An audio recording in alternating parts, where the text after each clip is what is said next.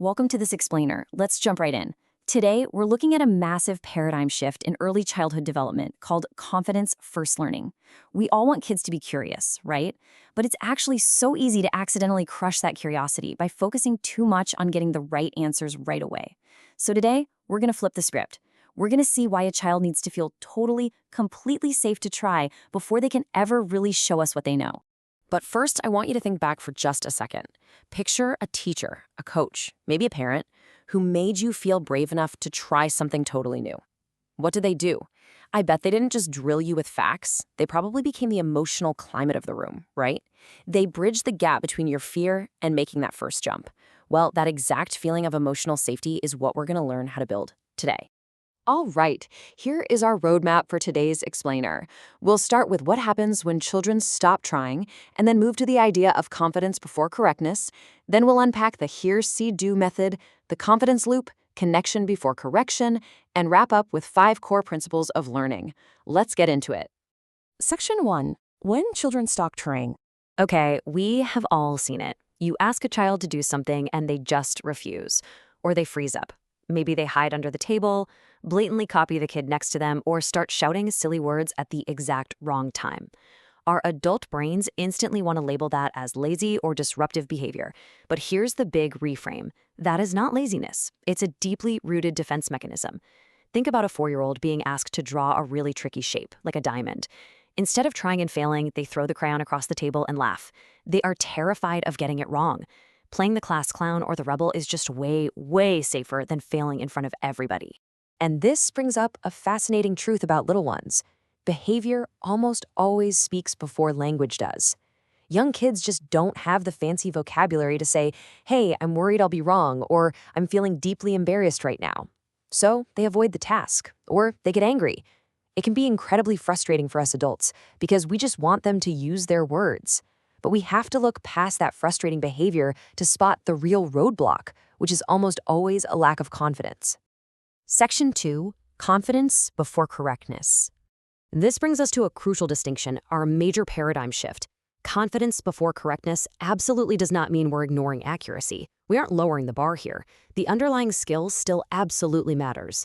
But what we are doing is protecting their willingness to try.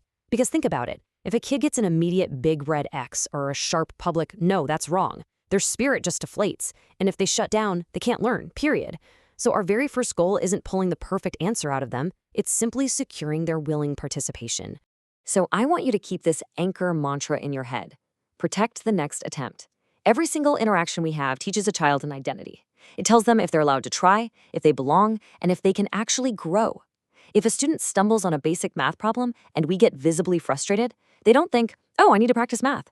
No, they think, I am bad at math. When a child struggles, our immediate response has to protect their willingness to try again tomorrow.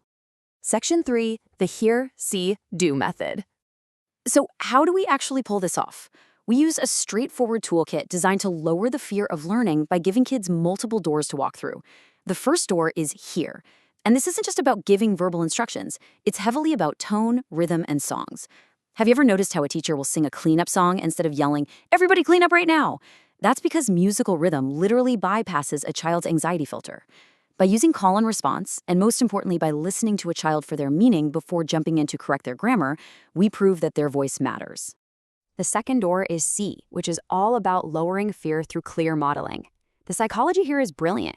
Visuals drastically cut down anxiety because they show a kid exactly what success looks like before they're ever asked to perform. If they don't have to hold a bunch of abstract instructions in their working memory, they have so much more mental space to actually attempt the task. Whether it's a picture card on the wall or the teacher slowly demonstrating a step, seeing it clearly means they aren't just guessing in the dark anymore. The third door is do. Let's face it, young kids are not built to sit still. Their bodies help their brains learn. We sometimes call this total physical response. It's turning abstract information into a tangible, physical experience. Like having kids form a massive physical O with their arms over their heads, or jumping every time they hear a specific sound. When words just aren't enough, doing something physically gives them a real, active way to succeed, proving to themselves that they can participate. Section 4. The confidence loop. Let's see how this all connects in real time with an ongoing cycle. First, the environment must fundamentally feel safe. Without that, nothing else happens. Once they feel secure, they'll make a try. Next, the teacher notices. And crucially, you're noticing the brave effort itself, not just if it was perfectly correct. Then comes support, which isn't doing it for them, but offering a gentle scaffold, like a visual cue or partnering them up. And because of that support, the kid is willing to try again. You see, true confidence isn't about never struggling. A confident child is simply one who survives a mistake and deeply believes the next attempt is still worth making. Section 5. Connection before correction.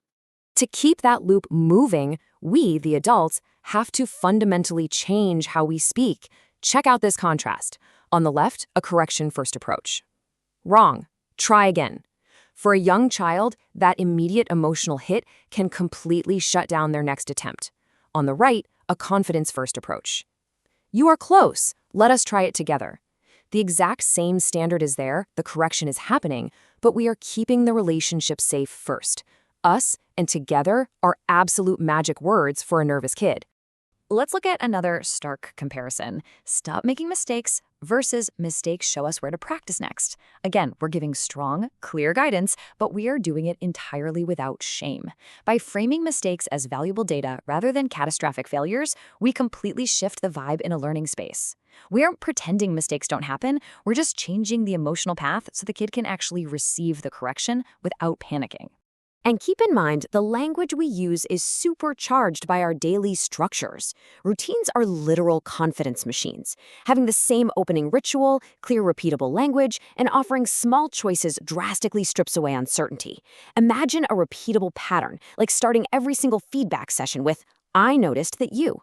This predictability is a superpower. When kids aren't wasting precious mental energy guessing what's going to happen next, they can spend all that energy actually taking learning risks.